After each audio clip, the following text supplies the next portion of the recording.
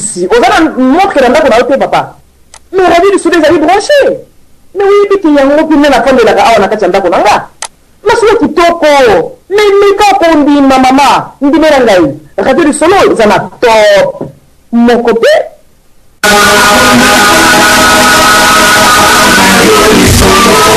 Radio Lisolo, fin kaka. Radio Lisolo, wetu abana ba mwena Kongo. Nga biloko ya makeye papa na jako randa radio Lisolo papa litabolo kitagra. Na bana tala biloko wana tika na kudia lisusu te poa radio Lisolo ibandi. Radio Télé Lisolo.com.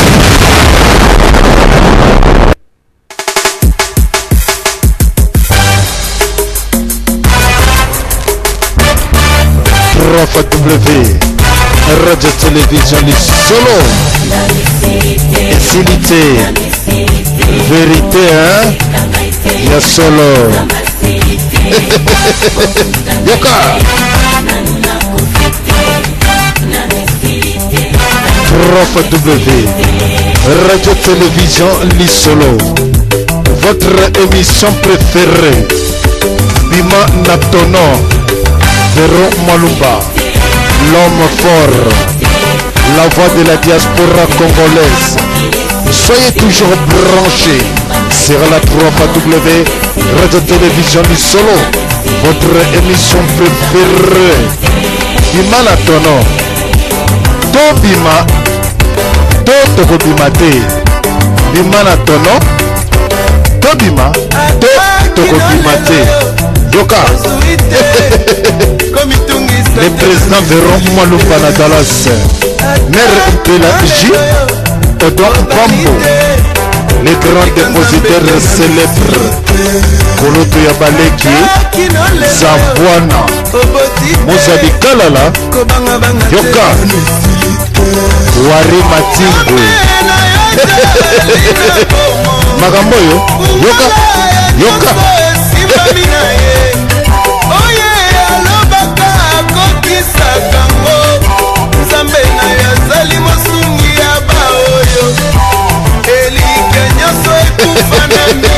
Mamai, Yoka.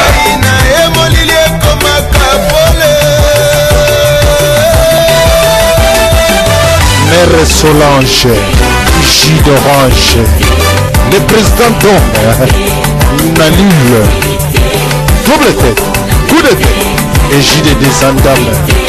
Jo Shungu, géomètre, la princesse Pauline Djema Shungu, le grand Congo Lenga, apôtre de réveil, LGPN, acoustique Igete, Anne Bibi Monsali Nanzambe, Mama Feza, Clarisse Aquala, Olivier Bolia. Il y a solo nano et silité sur la 3W Radio Télévision Lisolo nano et silité.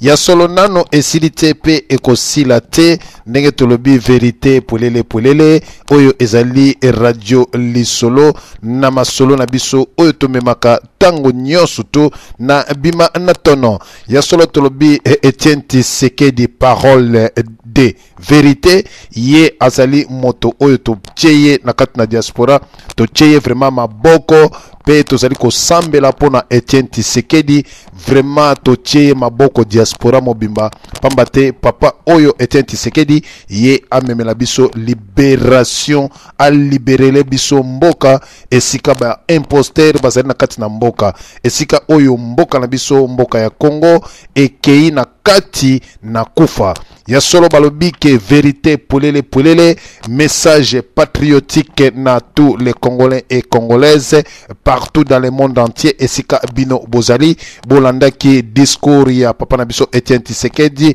le 24 avril au stade Tata Raphaël, élection 2011 Nzela Mokuse, élection 2011 Nzela Mokuse bayibate soki bayibi bakomona makambo na bango peuple congolais tozali décider tozali biso nyonso tout na sima ya papa na biso Etienne Tshisekedi IDPS l'homme fort papa na biso Etienne Tshisekedi toko soutenir yo jusqu'au bout soki bayibi na élection wana esika bakomona matata oyo kekoma oyo kuta ezalaki na oyo ezalaki na Tunisie to na Egypte ekozala moke na kati na Congo moto ayiba te moto pe abangisa moninga te mpamba te Congo ezali mboka na biso nyonso na sima ya IDPS Etienne Tshisekedi parole de vérité yo ozali papa ya bwanya ozali vérité tous les Congolais biso nyonso tu molongo na sima ya papa na biso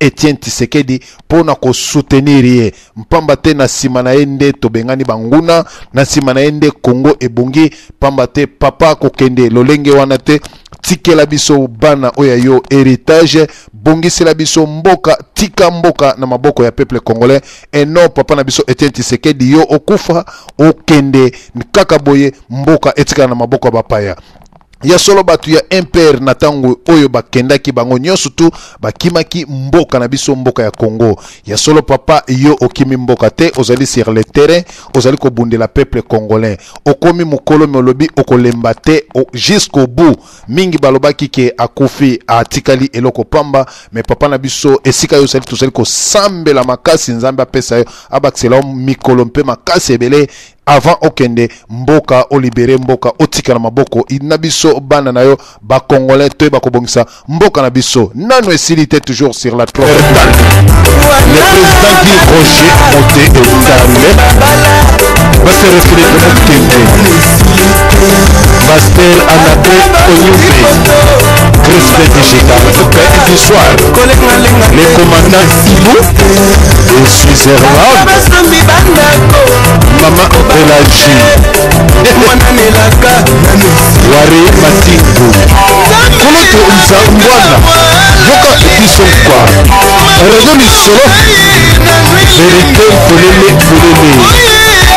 Lelo la voix de la diaspora congolaise c'est le président Véro Kwaluba Nadalas Oya limité Ezanga Monaye quoi Papa Isaac Mbele Marambango bien Radio Télévision du Solo le grand pétrolier Kolo Zala Mamai oyo eza grave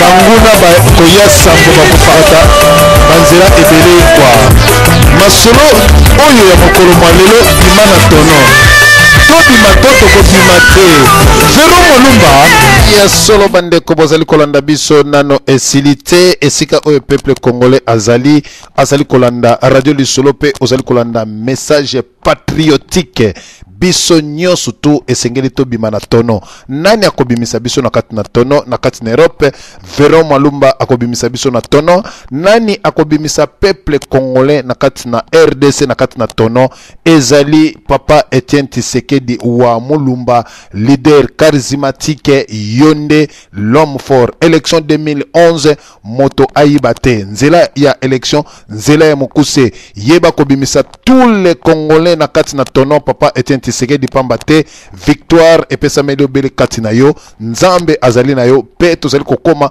etumba na biso peuple congolais bimisa biso na tono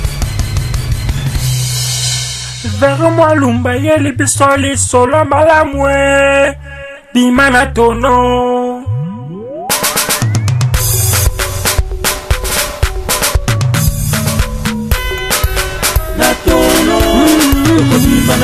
olingi tobima na tono biso kaka lazima baninga nyonso babimi biso kaka na tono yango nde toye na lisolo na Véro Molumba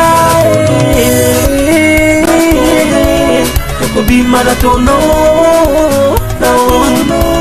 tokobima na tono ya solo biso nyonso esengeli tobima na tono élection nzela ya mokuse soki bayibi wana bakomona élection nzela mokuse moto ayiba te po toyebi ke victoire ezali na sima ya papa Tshisekedi soki bayibi ekozala tsunami kutu ekozalaki bien na banzi Egypte kutu ezalaki bien pe Tunisie ezalaki bien ekobeba na kati na Kinshasa moto kotina te wana ezalaki radio lisolo